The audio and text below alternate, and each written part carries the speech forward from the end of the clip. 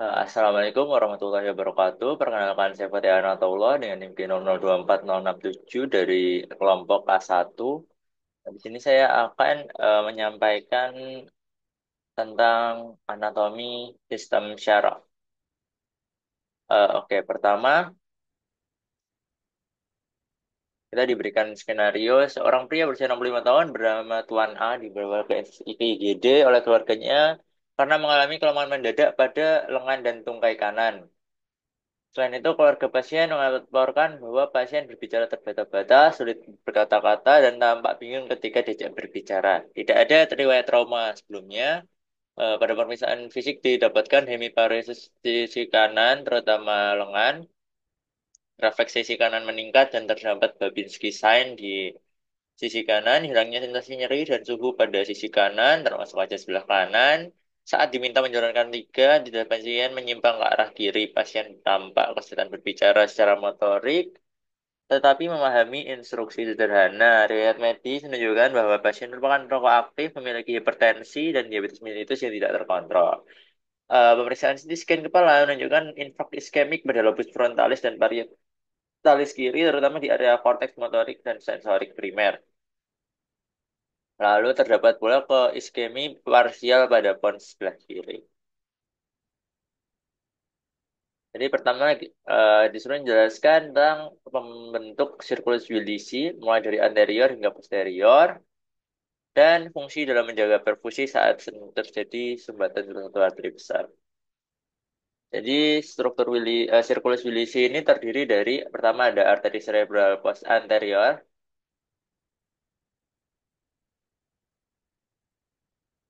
ada arteri cerebral anterior, lalu ada arteri cerebri media, lalu ada arteri cerebri posterior. Lalu antara arteri cerebri ini tadi maka akan dihubungkan oleh arteri komunikans anterior, arteri komunikans media. Media itu antara anterior dengan yang media. Lalu ada komunikans posterior dari yang media ke posterior. Jadi ini akan selalu terhubung seperti ini. Fungsinya buat apa? Fungsinya buat, nah pada kasus ini disebutkan menjaga perfusi cerebral saat ada sumbatan di salah satu arteri besar.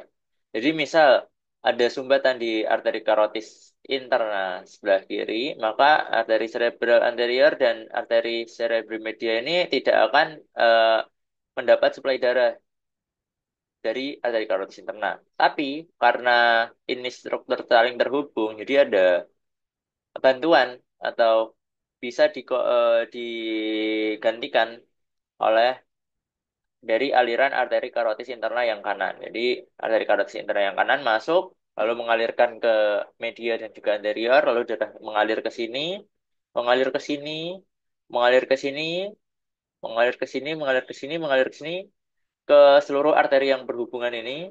Jadi perfusi otak masih bisa terjaga walaupun tidak begitu maksimal. Lalu misal ada arteri basilaris yang di belakang ini, arteri basilaris ini akan bercabang jadi arteri posterior. Apabila di sini ada sumbatan, otomatis yang arteri posteriornya kan tidak mendapat suplai dari arteri basilaris. Dan dia konsepnya sama dari arteri karotis interna 2, lalu bercabang masuk ke arteri yang ada di sini, lalu akan mengalir ke arteri cerebri posterior, lalu akan memperdarahi yang bagian basilarisnya yang tersumbat tadi. Jadi ini bisa membantu untuk menjaga perfusi dari bagian otak yang disyarafi oleh cabang dari arteri yang tersumbat. Lalu berikutnya ada sebutkan dan jelaskan perbedaan antara traktus corticospinalis dan traktus spinothalamikus. Oke, yang pertama ada traktus corticospinalis. Corticospinalis itu berarti traktusnya titik awal dan titik akhirnya. Titik awalnya itu dari korteks, titik akhirnya ada di medula spinalis. Fungsi utamanya Fungsi utamanya dari traktus ini itu adalah membawa jenis motorik yang bertanggung jawab untuk gerakan volunter, jadi gerakan yang kita sadari, yang halus, terampil, dan presisi, terutama pada ekstremitas. Lalu titik awalnya tadi berasal dari korteks, tepatnya di korteks motorik primer di area Brodmann 4. Lalu korteks area motorik sekunder di area Brodmann 6. Lalu korteks somatosensori di area 312. Titik akhirnya itu dia di cornu anterior medulla spinalis. Saat dia akan bersinaps dengan serat-serat yang langsung mempersarafi dari otot. Lalu lokasi penyilangan dari corticospinalis itu ada di medulla oblongata di decussatio pyramidalis. Jadi nanti bagian dari tractus pyramidalis yang lateral akan bersilangan. Lalu tak relatifnya di medulla spinalis itu dia akan terletak di kolumna funiculus lateralis yang bagian lateral substansia alba dari medulla spinalis. Untuk yang lateral itu corticospinalis lateral dan corticospinalis anterior itu terletak pada kolumna funiculus anterior. Lalu untuk tractus spinothalamicus ini berarti dia kebalikannya, dia berasal dari medulla spinalis menuju ke thalamus. Eh, karena dia ascendant berarti dia ini adalah yang membawa sensor sensorik, sensasi sensorik. Jadi dia membawa sensasi nyeri, suhu, sentuhan, dan juga gatal. Nah, titik awalnya tadi ada di ganglion ini, dorsal root ganglion. Kemudian dia akan bersinaps di orde kedua, yaitu di substantia grisea yang ada di kornu posterior dari medulla spinalis. Lalu titik akhirnya ada di talamus, di nucleus ventroposterolateral, yang kemudian akan dilanjutkan ke korteks somatosensori primer. Letak dikusasionya itu di saat di neuron orde kedua, jadi saat di substansia grisea itu tadi, saat setelah bersinaps di dalam medulla spinalis, lalu 1 hingga 2 segmen di atas atau di bawah dari tempat masuknya akan bersilangan dan naik di sisi kontralateralnya. Letak relatifnya di medulla spinalis itu ada di kolumna funiculus lateralis yang bersama dengan corticus spinalis yang lateral. eh, Tractus itu yang tadi yang lateral, yang anterior itu di kolumna funiculus yang anterior.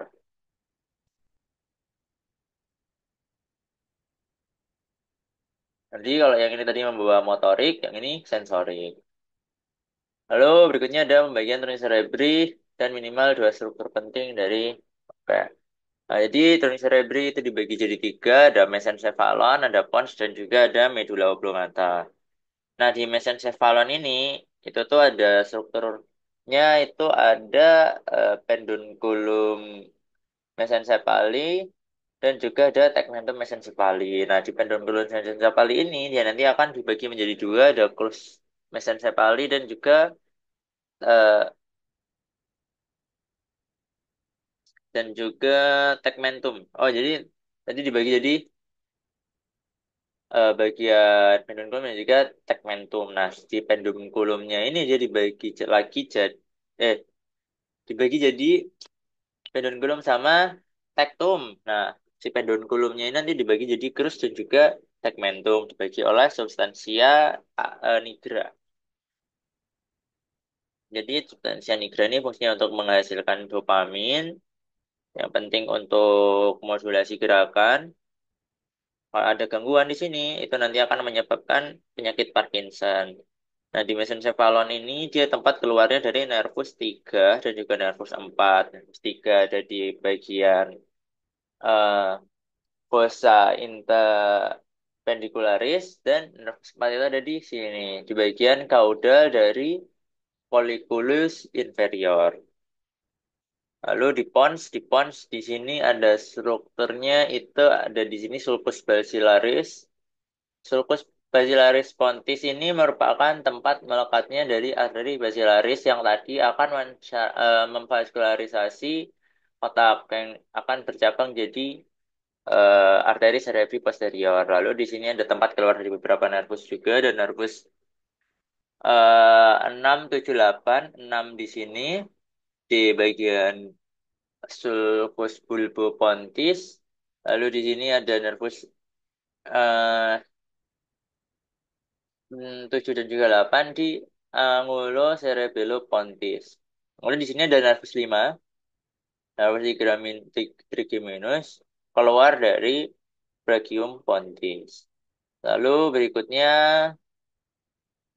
ada medulla oblongata. Jadi di medulla oblongata ini struktur yang penting itu ada decussatio pyramidalis, yaitu tempat menyilangnya dari traktus corticospinalis yang lateral tadi. Ada di decussatio pyramidalis di medulla oblongata di sini. Dan juga dia merupakan tempat keluar dari nervus 9, 10, 11, dan juga 12. Nervus 9, 10, 11 keluar dari sulcus posterolateral, sedangkan eh, nervus 12 itu keluar dari sulcus anterolateral.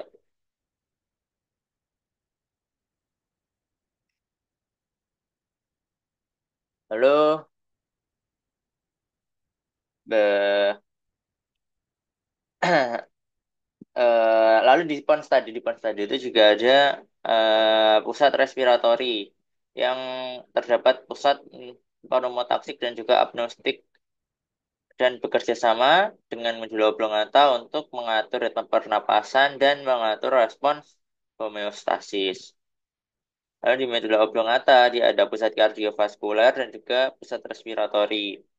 Pusat kardiovaskuler ini fungsinya untuk mengatur detak jantung dan tekanan darah. Sedangkan pusat respiratorinya ini untuk kontrol pernapasan yang menerima sinyal dari kemoreseptor. Lalu untuk berikutnya ada asal-usul nukleus dan fungsi dari tiga nervus cranialis. Dan apa yang terjadi pada kalau ada lesi di upper motor dan juga lower motor neuron. Ini yang pertama kita bahas dari nervus 3 oculomotorius. Nah, oculomotor ini nukleus motorik utamanya ada di mesencephalon tinggi dari colliculus superior. Nah, lalu dia ada nukleus yang lainnya, ada nukleus aksesoriusnya, itu nama nukleusnya itu nukleus Edinger-Westphal yang merupakan nukleus parasimpatik untuk nervus 3. Nukleus ini juga berada di mesencephalon, yaitu di sebelah dari nukleus utamanya. Fungsinya, yang pertama dia fungsinya ada motorik somatik yang menginervasi sebagian besar otot ekstrinsik dari bola mata.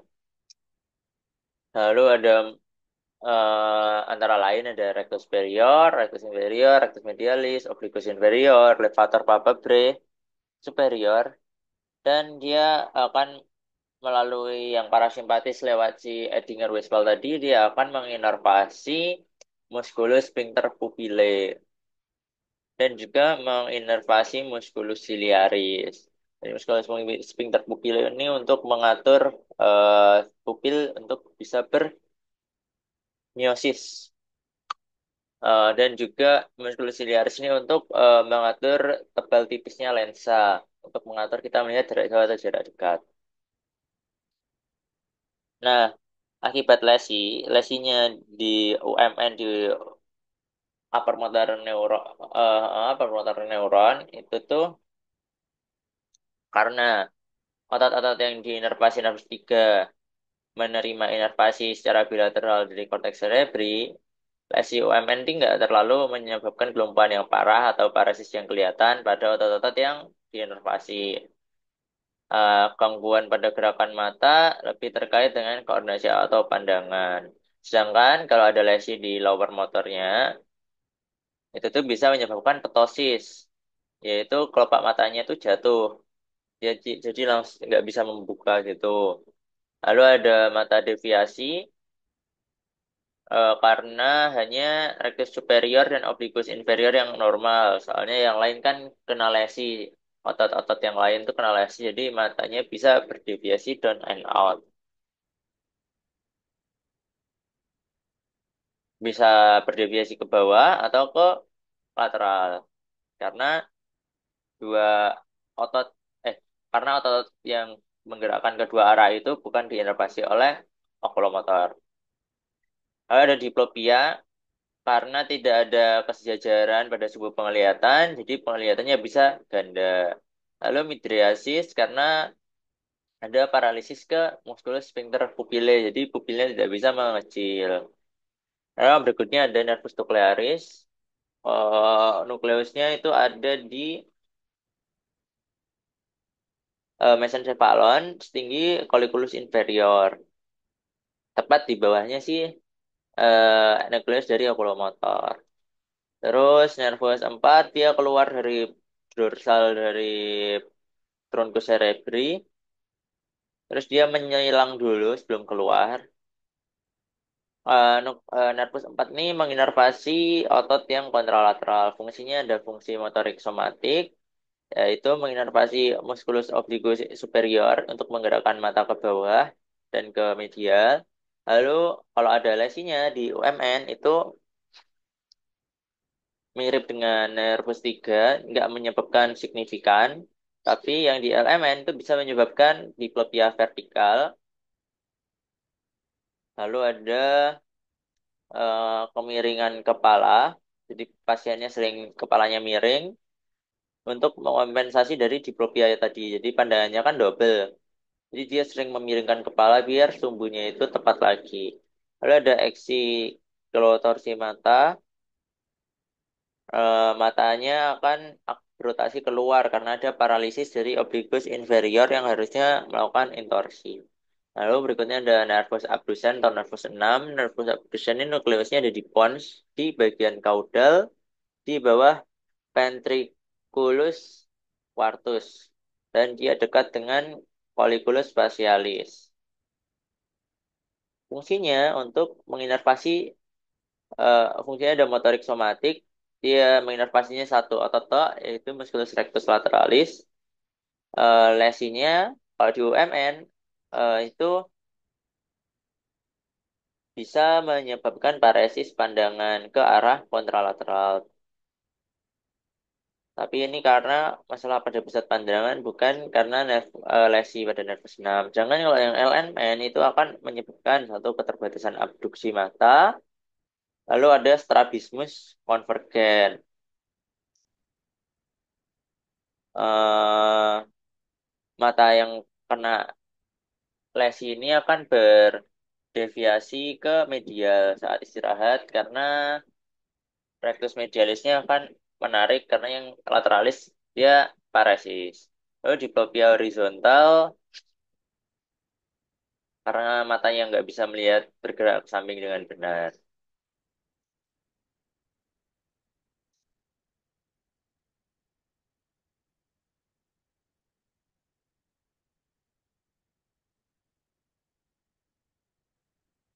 Lalu berikutnya ada area Brodmann.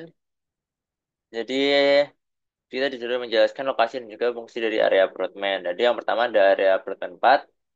Dia terletak di gyrus presenteralis, di depan dari sulcus centralis.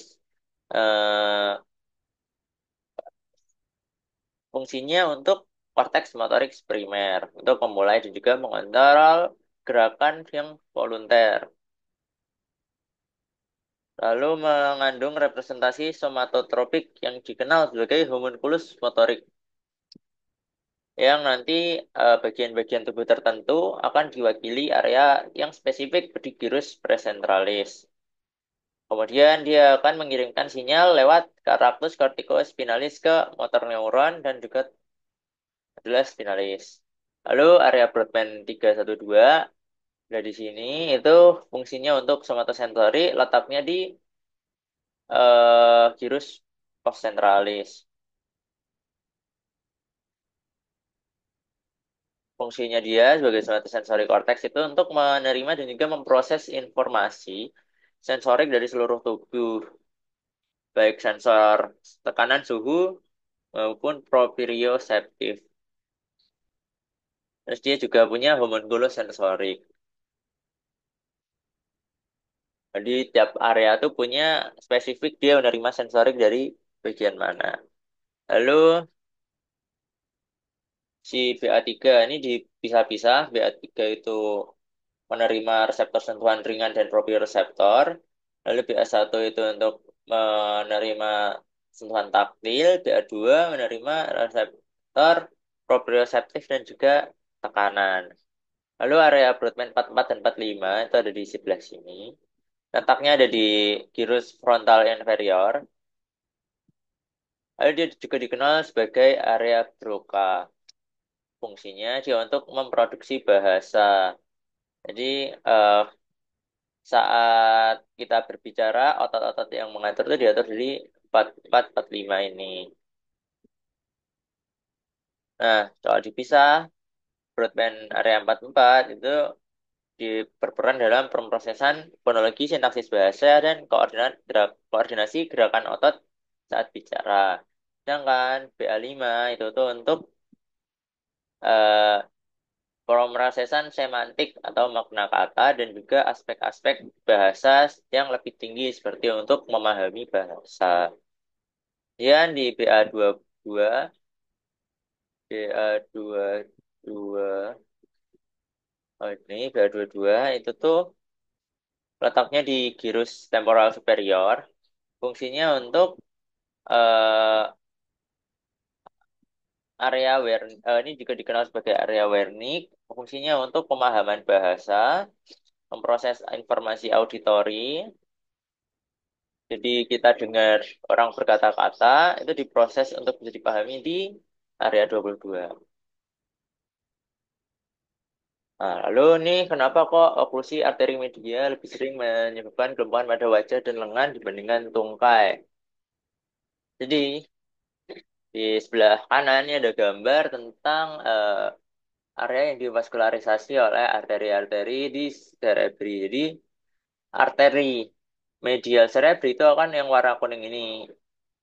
Nah, apabila eh, ada terjadi oklusi, jadi arteri apa aliran yang ngalir di situ tuh akan sedikit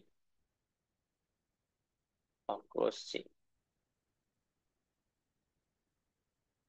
Jadi seperti tersumbat gitu, sehingga eh, otot bagian otak yang sebelah sini itu tidak tervaskularisasi dengan baik.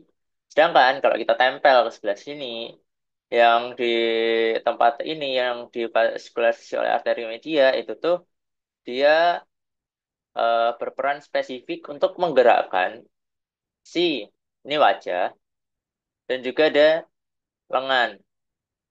Kenapa kok dia tidak apa tidak terlalu berpengaruh pada tungkai? Karena si tungkai itu ada di sini, ada di tengah, ada di puncak sini, dan kalau di sebelah sini itu kalau kita pindah ke sini itu divaskularisasi oleh arteri anterior, cerebri anterior.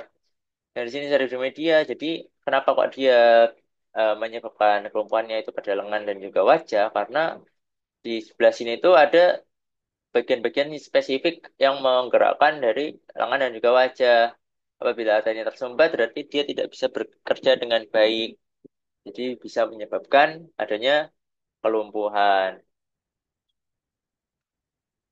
Nah, lalu apabila ada oklusi di arteri karotis internal yang sebelah kiri, terus kalau dikaitkan dengan sirkulus Willisi yang terlibat itu gimana? Jadi arteri karotis internal sebelah kiri itu kan dia bercabang jadi arteri cerebri anterior dan juga arteri cerebri media yang sama-sama sebelah kiri. Kalau si arteri karotisnya itu tersumbat, otomatis darah yang mengalir ke dua arteri ini kan nggak ada. Terus gimana? Dan, tapi di sini kan kita saling berhubungan membentuk sirkulus Willisi. Jadi di sini tuh ada arteri karotis sebelah kanan yang tidak tersumbat, maka dia akan mengalirkan darah ke arteri cerebri anterior yang kanan dan juga cerebri media yang kanan. Lalu masih ada juga suplai darah dari arteri vertebrae yang bernyatu di basilaris lalu bercabang jadi arteri cerebri posterior. Dan mereka semua itu dihubungkan oleh arteri komunikans.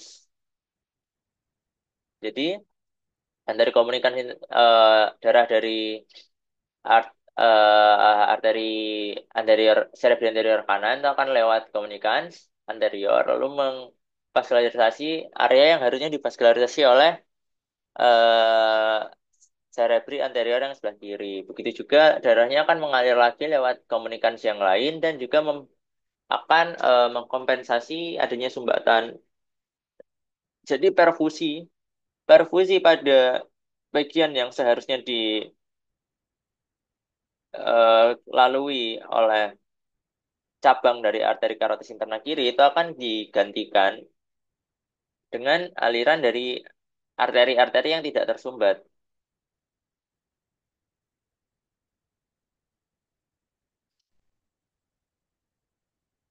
Nah,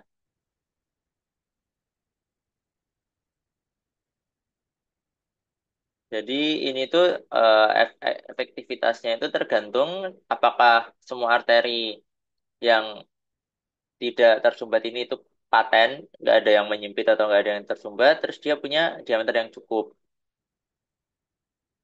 Lalu tidak ada hipoplasi dan aplasia di salah satu arteri komunikans. Jadi jembatan-jembatan yang akan menghubungkan ini tuh normal semua itu supaya bisa lancar.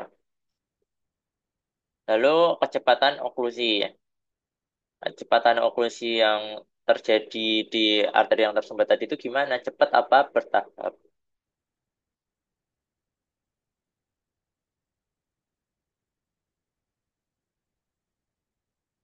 Jadi jika mekanisme, kalau udah ada mekanisme seperti tadi, tapi tidak cukup juga, itu tuh pasien akan mengalami gejala stroke iskemik di hemisfer kiri. Karena kan tadi yang tersumbat di sebelah kiri. Karena eh, kompensasi dari arteri-arteri yang lain ini belum cukup, jadinya dia kan kena stroke gitu. Oke, sekian dari saya. Wassalamualaikum warahmatullahi wabarakatuh.